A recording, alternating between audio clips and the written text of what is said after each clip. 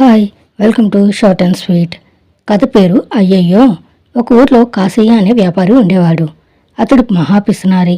తన పనులు ఏవైనా సరే పైసా ఖర్చు లేకుండా చేయించుకోవాలని అనుకుంటాడు. ఒకసారి తన కొత్త ఇంట్లోకి పింగాణి సామాగ్రి కొనేందుకు కాలు నడకనే పట్టణానికి వెళ్ళాడు.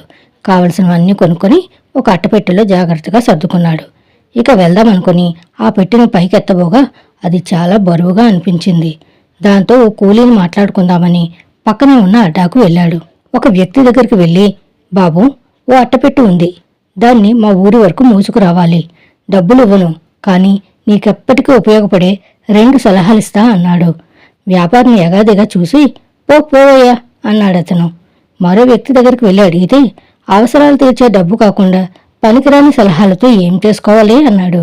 ఇక లాభం లేదనుకుని తిరిగి వెళ్తుండగా ఇదేదో చూద్దామని ఒక యువకుడు పనికి సరేనన్నాడు.